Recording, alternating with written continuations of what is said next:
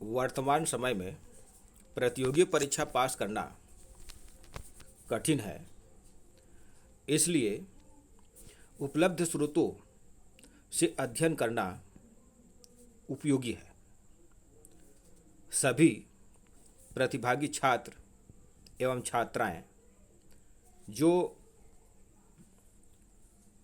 विभिन्न प्रतियोगी परीक्षाओं की तैयारी कर रहे हैं, जैसे UPSC, UPPCS, MPPSC, CGPSC, MPSI, banking भर्ती, लेखपाल पटवारी भर्ती, बीएड, शिक्षक चयन परीक्षा, रेलवे ग्रुप डी, पुलिस चयन, एनटीपीसी भर्ती इत्यादि,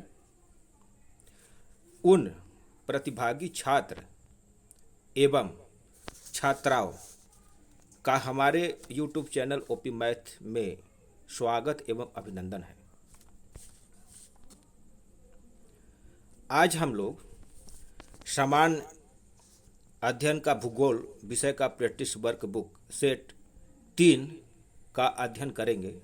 आज जो छात्र नए हैं, अभी तक सब्सक्राइब नहीं किए हैं, वे लोग बेल आइकन को ऑल वाले ऑप्शन पर क्लिक कर दें, जिससे कि अगली वीडियो आप लोगों को आसानी से मिल सके।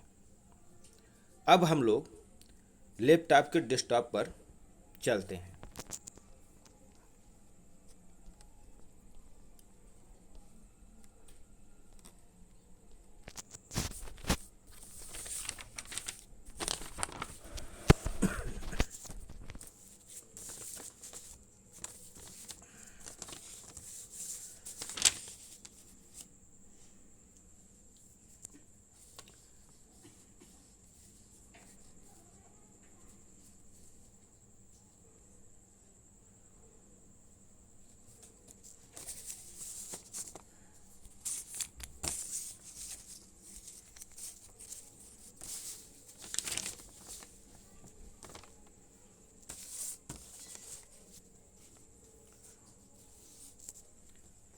प्रश्न है, कर्नाटक के उस एकमात्र बंदरगाह का नाम बताइए जिसका विकास कुद्रेमुख परियोजना से संबंधित है। इसमें ऑप्शन नंबर ए दिया है कोचीन, ऑप्शन नंबर बी दिया है कुर्ग, ऑप्शन नंबर सी दिया है मंगलोर और ऑप्शन नंबर डी दिया है बेंगलोर। एक बार फिर प्रश्न सुन लें। कर्नाटक के उस एकमात्र बंदरगाह का नाम बताइए जिसका विकास कुद्रेमुख परियोजना से संबंधित है। इसका उत्तर होगा ऑप्शन नंबर सी मंगलोर। तो हम सी पर चिन्ह लगा देंगे, ये मंगलोर।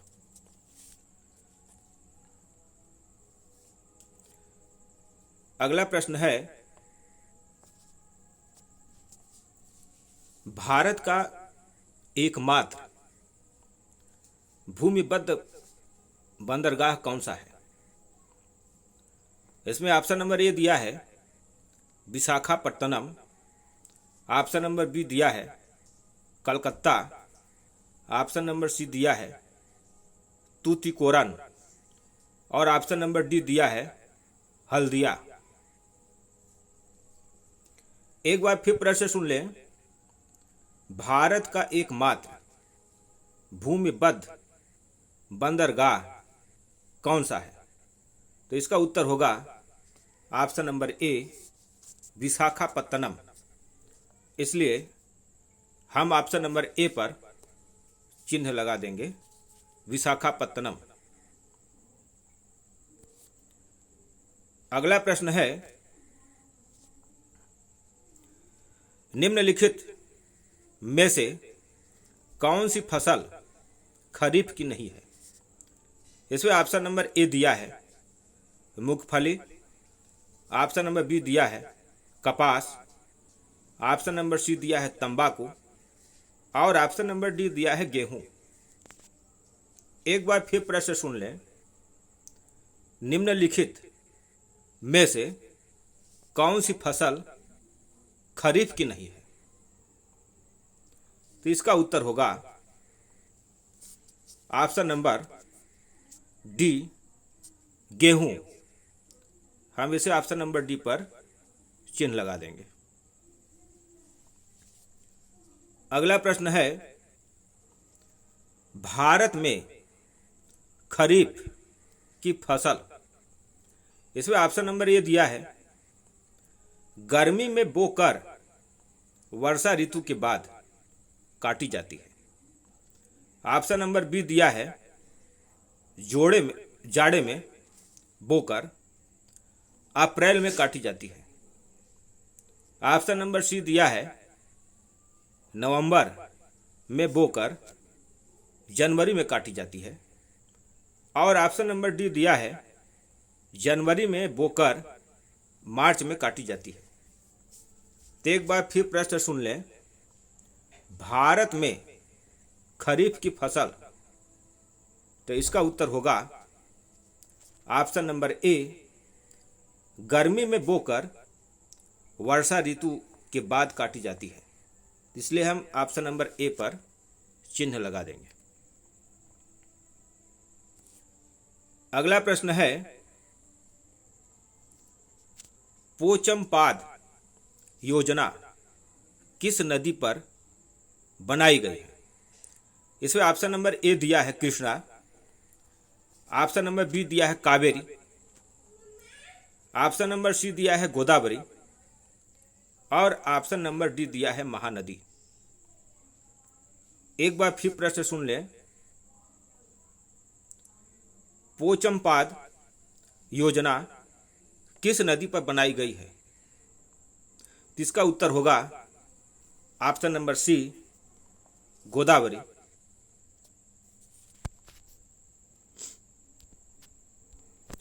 अगला प्रश्न है, भारत में कौन सा बेसिन सबसे बड़ा है? इसमें ऑप्शन नंबर ए दिया है सिंधु का बेसिन, ऑप्शन नंबर बी दिया है महानदी का बेसिन, ऑप्शन नंबर सी दिया है गोदावरी का बेसिन और ऑप्शन नंबर डी दिया है गंगा का बेसिन। एक बार फिर प्रश्न सुन लें। भारत में कौन सा बेसिन सबसे बड़ा है? तो इसका उत्तर होगा ऑप्शन नंबर डी, गंगा का बेसिन।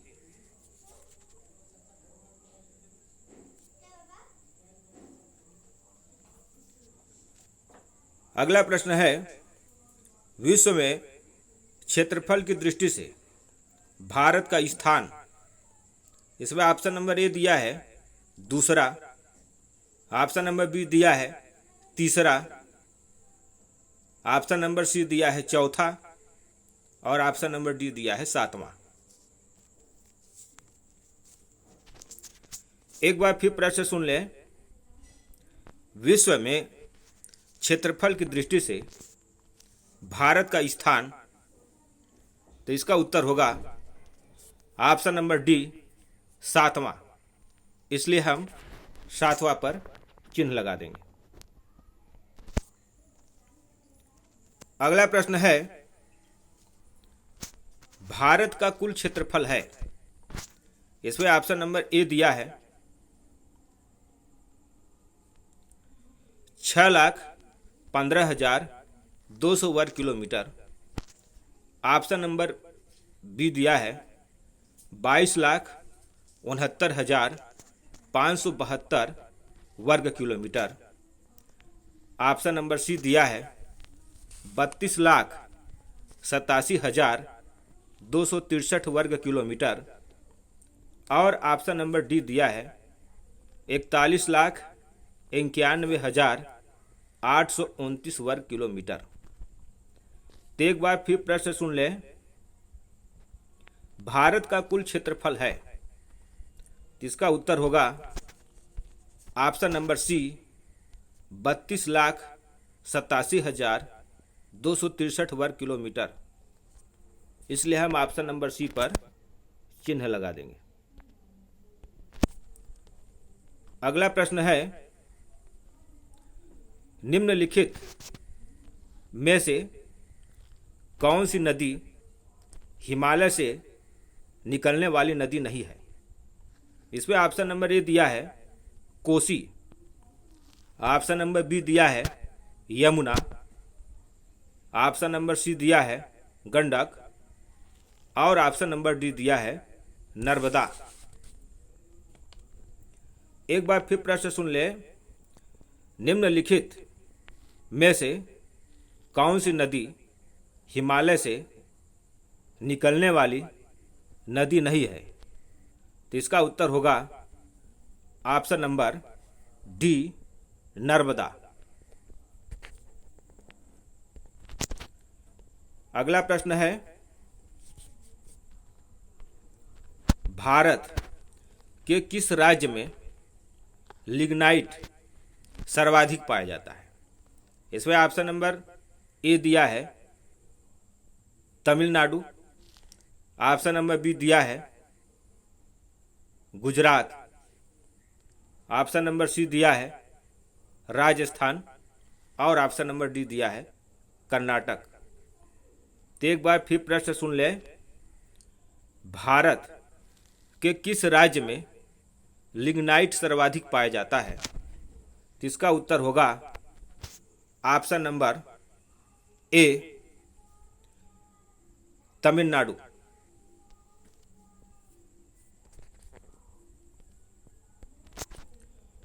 अगला प्रश्न है,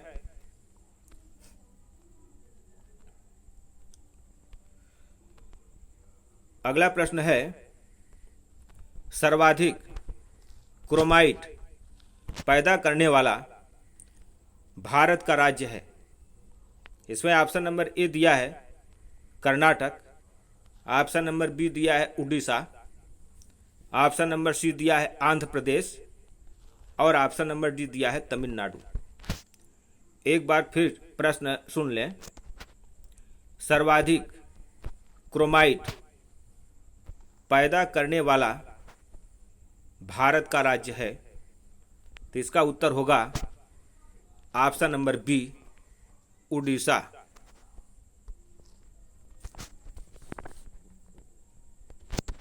अगला प्रश्न है,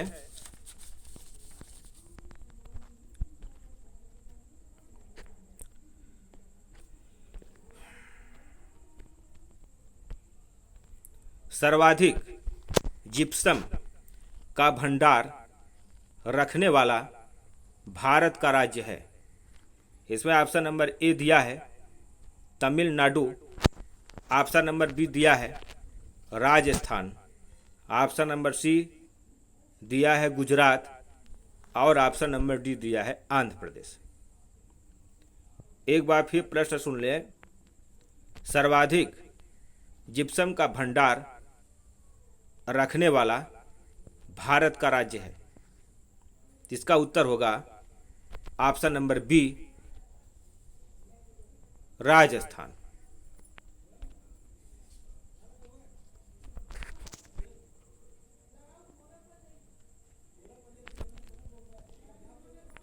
अगला प्रश्न है,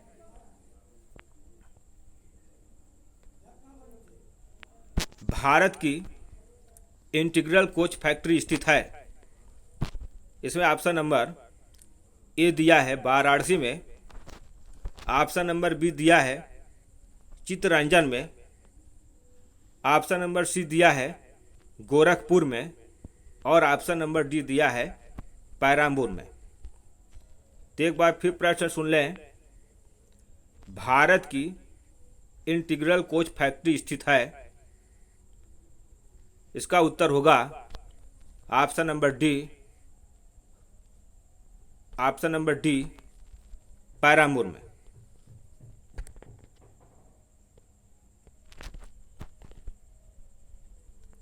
अगला प्रश्न है, क्षेत्रफल के अनुसार हमारे देश के 3 सबसे बड़े प्रांतों का सही क्रम क्या है? इसमें ऑप्शन नंबर ए दिया है Madhya Pradesh, Maharashtra, Uttar Pradesh. Option number B दिया है Madhya Pradesh, Tamil Nadu, Maharashtra. Option number C दिया है मध्य प्रदेश, राजस्थान, महाराष्ट्र। और ऑप्शन नंबर डी दिया है मध्य प्रदेश, उत्तर प्रदेश, राजस्थान। और ऑप्शन नंबर ई है इनमें से कोई नहीं। तो एक बार फिर प्रश्न सुन लें। क्षेत्रफल के अनुसार हमारे देश के 3 सबसे बड़े प्रांतों का सही क्रम क्या है? तो इसमें उत्तर नहीं दिया है, इसलिए ऑप्शन नंबर ई होगा इनमें से कोई नहीं।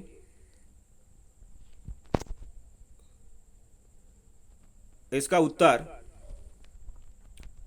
क्षेत्रफल के अनुसार सबसे बड़ा प्रांत राजस्थान, फिर मध्य प्रदेश, फिर महाराष्ट्र, फिर उत्तर प्रदेश है। यानी राजस्थान, मध्य प्रदेश, महाराष्ट्र, उत्तर प्रदेश है। इसलिए हम इसमें चिन्ह लगा देंगे ऑप्शन नंबर ई पर।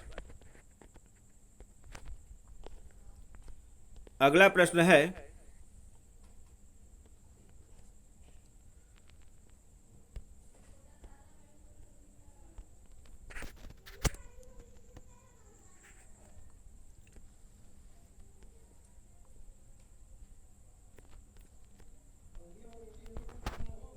है विश्वस्त मूल सिद्धांतों के आधार पर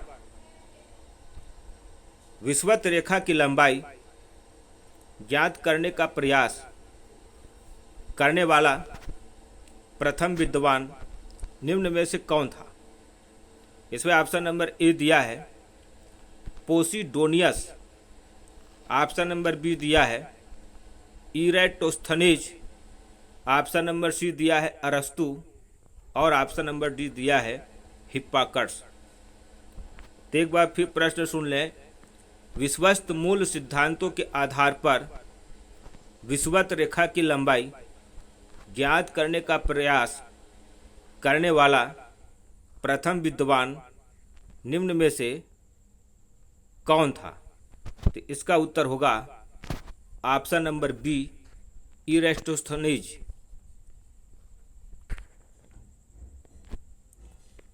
अगला प्रश्न है भूमध्य सागर से प्रशांत महासागर तक की यात्रा करने वाला प्रथम व्यक्ति कौन था?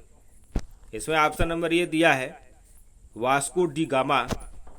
ऑप्शन नंबर बी दिया है मैगेलन। ऑप्शन नंबर सी दिया है कोलंबस। और ऑप्शन नंबर डी दिया है मार्को पोलो। एक बार फिर प्रश्न सुन लें। भूमध्य सागर से प्रशांत महासागर तक की यात्रा करने वाला प्रथम व्यक्ति कौन था?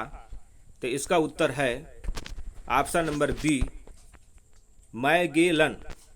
इसलिए हम ऑप्शन नंबर बी पर चिन्ह लगा देंगे।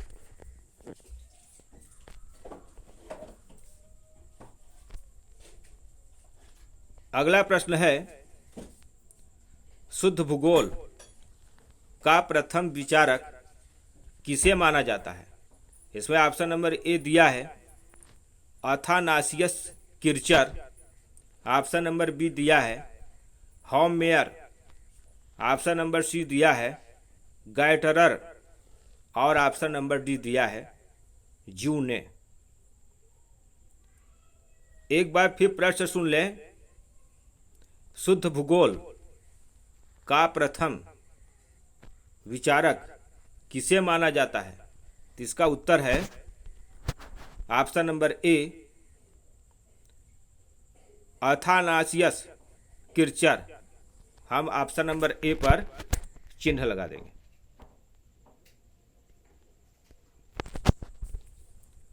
अगला प्रश्न है सागर में ज्वार भाटा उठने का प्रमुख कारण क्या है?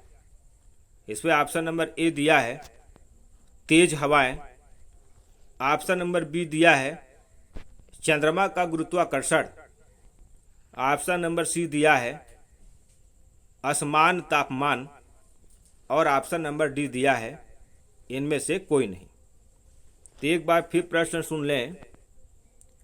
सागर में ज्वार भाटा उठने का प्रमुख कारण क्या है?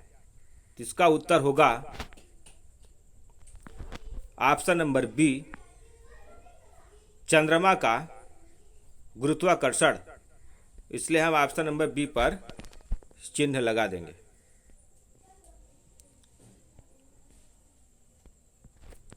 अगला प्रश्न है,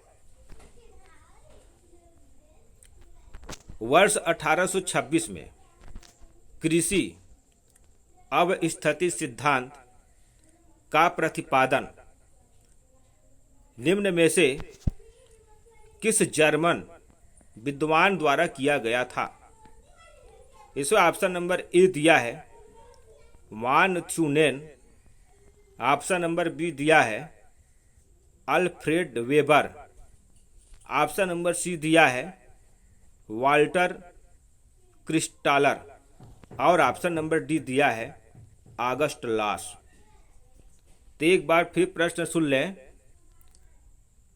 वर्ष 1826 में कृषि अवस्थिति सिद्धांत का प्रतिपादन निम्न में से किस जर्मन विद्वान द्वारा किया गया था? इसका उत्तर है von Thunen, option number A. अगला प्रश्न है, भूगोल एक क्षेत्र वर्णनी विज्ञान है कि विचारधारा का प्रतिपादन किस भौगोलिक संप्रदाय द्वारा किया गया था? इसमें ऑप्शन नंबर ए दिया है जर्मन, ऑप्शन नंबर बी दिया है अमेरिकी, ऑप्शन नंबर सी दिया है फ्रांसीसी और ऑप्शन नंबर डी दिया है ब्रिटिश। तो एक बार फिर प्रश्न सुन लें। भूगोल एक क्षेत्र वर्णनी विज्ञान है कि विचारधारा का प्रतिपादन किस भौगोलिक संप्रदाय द्वारा किया गया था? तो इसका उत्तर होगा ऑप्शन नंबर ए जर्मन। अगला प्रश्न है, इनमें से कौन सा पशु विलुप्त हो गया है? ऑप्शन नंबर ए दिया है चीता, ऑप्शन नंबर बी दिया है गैंडा, ऑप्शन नंबर सी दिया है शेर और ऑप्शन नंबर डी दिया है इनमें से कोई नहीं। तो एक बार फिर प्रश्न सुन लें। इनमें से कौन सा पशु विलुप्त हो गया है? तो इसका उत्तर होगा ऑप्शन नंबर डी, इनमें से कोई नहीं। अगला प्रश्न है, कुछ अर्थों में मानव भूगोल वेत्ता ही सबसे अधिक प्रतिरूपी एवं पूर्ण भूगोल वेत्ता होता है। यह कथन किस विद्वान का है? ऑप्शन नंबर ए दिया है हम्बोल्ट, ऑप्शन नंबर बी दिया है मैकिंडर, ऑप्शन नंबर सी दिया है कार्ल रिटर और ऑप्शन नंबर डी दिया है कार्ल सौर। एक बार फिर प्रश्न सुन लें। कुछ अर्थों में मानव भूगोल वेत्ता ही सबसे अधिक प्रतिरूपी एवं पूर्ण भूगोल वेत्ता होता है। यह कथन किस विद्वान का है? इसका उत्तर होगा ऑप्शन नंबर बी मैकिंडर। अगला प्रश्न है,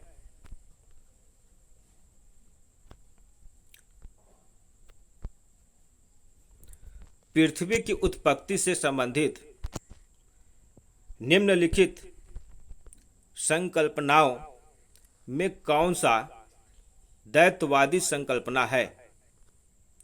इसमें ऑप्शन नंबर ए दिया है वायव्य राशि संकल्पना, ऑप्शन नंबर बी दिया है ज्वारीय परिकल्पना, ऑप्शन नंबर सी दिया है निहारिका संकल्पना और ऑप्शन नंबर डी दिया है उपयुक्त में से कोई नहीं। एक बार फिर प्रश्न सुन लें। पृथ्वी की उत्पत्ति से संबंधित निम्नलिखित संकल्पनाओं में कौन सी द्वैतवादी संकल्पना है? तो इसका उत्तर होगा ऑप्शन नंबर बी ज्वारीय परिकल्पना। अगला प्रश्न है गंगा तथा मिसिसिपी नदियों का डेल्टा किस प्रकार का डेल्टा माना जाता है? इसमें ऑप्शन नंबर ए दिया है चापाकार डेल्टा, ऑप्शन नंबर बी दिया है ज्वार नद मुखी डेल्टा, ऑप्शन नंबर सी दिया है पक्षिपाद डेल्टा और ऑप्शन नंबर डी दिया है प्रगतिशील डेल्टा। एक बार फिर प्रश्न सुन लें। गंगा तथा मिसिसिपी नदियों का डेल्टा किस प्रकार का डेल्टा माना जाता है? तो इसका उत्तर होगा प्रगतिशील डेल्टा, ऑप्शन नंबर डी। अगला प्रश्न है निम्न में से कौन सुमेलित नहीं है? इसमें ऑप्शन नंबर ए दिया है खमसीन मिस्र, ऑप्शन नंबर बी दिया है सिराका इटली, ऑप्शन नंबर सी दिया है चिनुक चीन और ऑप्शन नंबर डी दिया है गिबिली लीबिया। एक बार फिर प्रश्न सुन लें। निम्न में से कौन सुमेलित नहीं है? जिसका ऑप्शन नंबर सी चिनुक चीन यह सुमेलित नहीं है।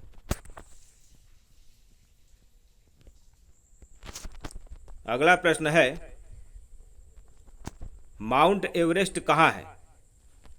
इसमें ऑप्शन नंबर ए दिया है पाकिस्तान, ऑप्शन नंबर बी दिया है भारत, ऑप्शन नंबर सी दिया है तिब्बत और ऑप्शन नंबर डी दिया है नेपाल। एक बार फिर प्रश्न सुन लें। माउंट एवरेस्ट कहाँ है? तो इसका उत्तर होगा ऑप्शन नंबर डी नेपाल।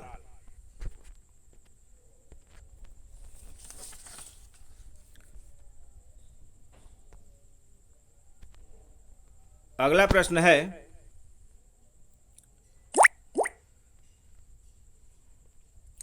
पर्वत पठार मैदान तथा झीलों की गणना किस श्रेणी के स्थल रूपों में की जाती है? इसमें ऑप्शन नंबर ए दिया है प्रथम श्रेणी, ऑप्शन नंबर बी दिया है तृतीय श्रेणी, ऑप्शन नंबर सी दिया है द्वितीय श्रेणी और ऑप्शन नंबर डी दिया है उपयुक्त में से कोई नहीं। एक बार फिर प्रश्न सुन लें। पर्वत पठार मैदान तथा झीलों की गणना किस श्रेणी के स्थल रूपों में की जाती है? तो इसका उत्तर होगा ऑप्शन नंबर सी द्वितीय श्रेणी। अगला प्रश्न है भारत के किस राज्य का समुद्री तट सबसे अधिक लंबा है? इसमें ऑप्शन नंबर ए दिया है Andhra Pradesh, option number B दिया है महाराष्ट्र, ऑप्शन नंबर सी दिया है गुजरात और ऑप्शन नंबर डी दिया है तमिलनाडु। एक बार फिर प्रश्न सुन लें। भारत के किस राज्य का समुद्री तट सबसे अधिक लंबा है? तो इसका उत्तर होगा ऑप्शन नंबर सी गुजरात। अगला प्रश्न है, कांजीरंगा अभयारण्य किस राज्य में स्थित है? इसमें ऑप्शन नंबर ए दिया है बिहार,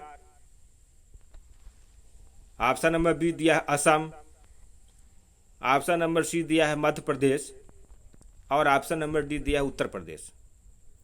एक बार फिर प्रश्न सुन लें, कांजीरंगा अभयारण्य किस राज्य में स्थित है? तो इसका उत्तर होगा असम। इसलिए हम ऑप्शन नंबर बी पर चिन्ह लगा देंगे। अगला प्रश्न है, भारत में मरुस्थल की राजधानी किसे कहते हैं? इसे ऑप्शन नंबर ए दिया है उदयपुर, ऑप्शन नंबर बी दिया है जैसलमेर, ऑप्शन नंबर सी दिया है जयपुर और ऑप्शन नंबर डी दिया है पालामऊ। एक बार फिर प्रश्न सुन लें, भारत में मरुस्थल की राजधानी किसे कहते हैं? तो इसका उत्तर होगा ऑप्शन नंबर बी जैसलमेर। इसलिए हम ऑप्शन नंबर बी पर टिक कर देंगे। अगला प्रश्न है, गंडक परियोजना में निम्नलिखित में से कौन से देश राज्य शामिल नहीं है? इसमें ऑप्शन नंबर ए दिया है नेपाल, ऑप्शन नंबर बी दिया है बिहार, ऑप्शन नंबर सी दिया है पश्चिम बंगाल और ऑप्शन नंबर डी दिया है उत्तर प्रदेश। एक बार फिर प्रश्न सुन लें, गंडक परियोजना में निम्नलिखित में से कौन देश राज्य शामिल नहीं है? तो इसका उत्तर है पश्चिम बंगाल, ऑप्शन नंबर सी। अगला प्रश्न है, कांच की चूड़ियों के उद्योग के लिए इसमें ऑप्शन नंबर ए दिया है आगरा प्रसिद्ध है, ऑप्शन नंबर बी दिया है फिरोजाबाद प्रसिद्ध है, ऑप्शन नंबर सी दिया है सिकंदराबाद प्रसिद्ध है और ऑप्शन नंबर डी दिया है मुर्शिदाबाद प्रसिद्ध है। तो एक बार फिर प्रश्न सुन लें, कांच की चूड़ियों के उद्योग के लिए तो इसका उत्तर होगा ऑप्शन नंबर बी फिरोजाबाद। अगला प्रश्न है,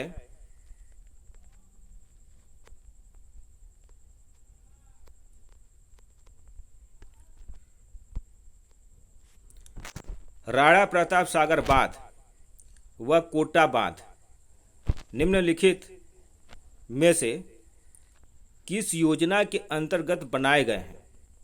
इसमें ऑप्शन नंबर ए दिया है राजस्थान नहर परियोजना, ऑप्शन नंबर बी दिया है कोयला परियोजना, ऑप्शन नंबर सी दिया है चंबल परियोजना और ऑप्शन नंबर डी दिया है दंडकारण्य परियोजना। एक बार फिर प्रश्न सुन लें,